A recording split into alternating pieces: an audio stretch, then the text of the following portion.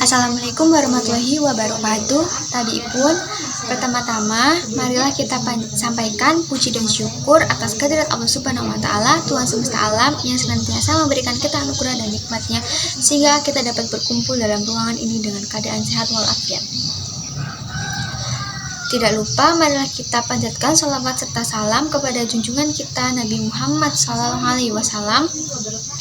Yang terhormat kepada Bapak Fatahillah, Magister Pendidikan selaku dosen pengampu mata kuliah Kewarganegaraan, dan teman-teman yang berbahagia sekalian. Izinkan saya untuk memperkenalkan diri. Nama saya Nova Aprilia Riona dengan nomor induk mahasiswa 2022-404-05150. Pada kesempatan ini, izinkan saya untuk menyampaikan pidato tentang perdebatan hukum tata negara karya Mahfud MD.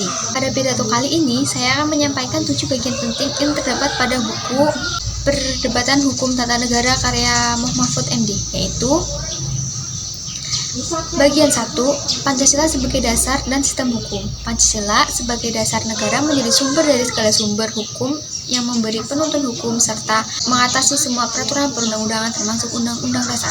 Ada 7 inti yang terdapat dalam Pancasila sebagai dasar dan sistem hukum, yaitu 1. Tanpa amandemen pembukaan, dan yang kedua, Gema yang mengendur, 3. Konsepsi prismatik, 4. Kaidah penuntun, 5. Keadilan sosial, 6. Konsistensi produk hukum, dan yang ke-7 menguatkan komitmen. Bagian kedua, Amandemen UUD 1945. Meskipun hasil amandemen pada tahun 1945 dinilai kurang bagus, harus dicatat adanya sebuah kemajuan yang luar biasa, yakni terjadinya perubahan itu sendiri yang merupakan peniadaan pemberhalaan.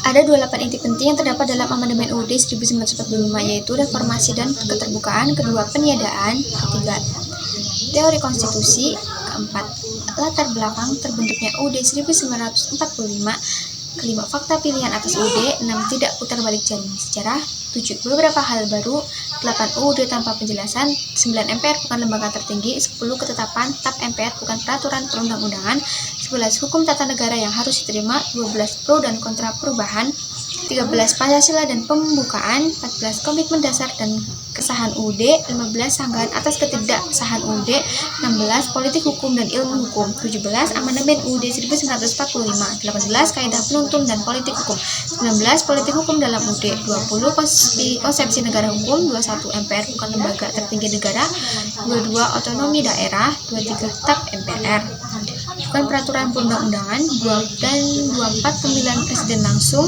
25 kekuasaan kehakiman, 26 politik hukum perundang-undangan, dan yang terakhir 27 alur politik hukum.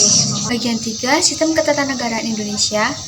Ketika gerakan reformasi berhasil menjebol tembok sakralisasi Undang-Undang Dasar 1945, banyak hal yang dikemukakan oleh masyarakat, terutama kalangan akademis, berkaitan dengan gagasan untuk memperbaiki Undang-Undang Dasar agar ia mampu membangun sistem politik dan ketatanegaraan yang demokratis. Ada 14 inti penting yang terdapat dalam sistem ketatanegaraan Indonesia, yaitu 1. Reformasi checks and balance, 2.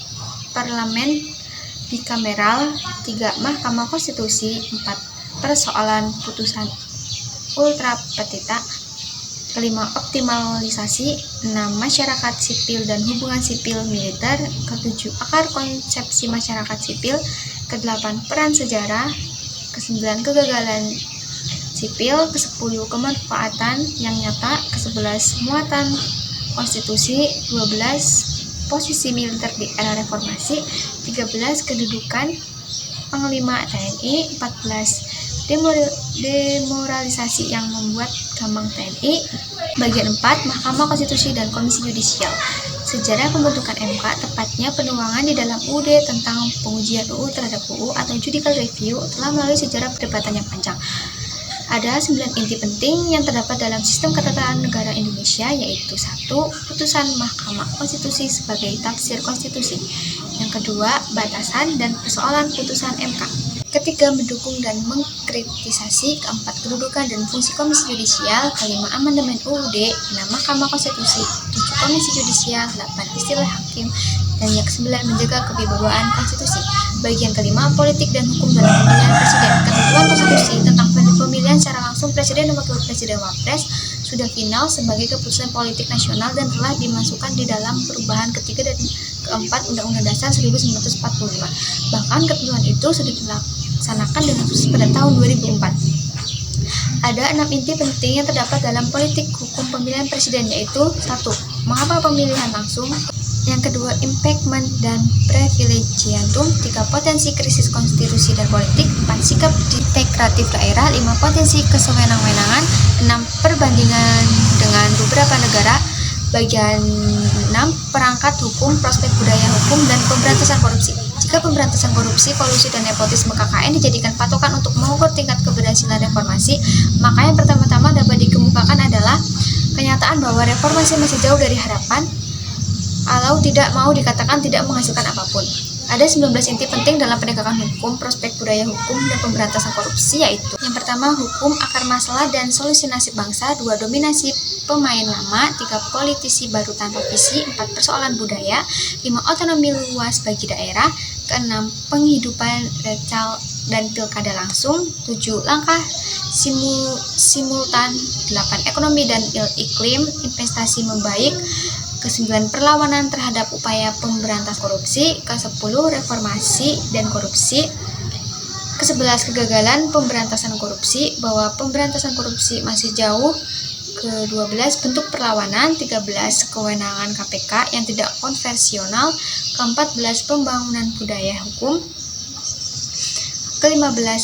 Pengertian budaya hukum. Ke-16. Budaya hukum sebagai produk budaya politik.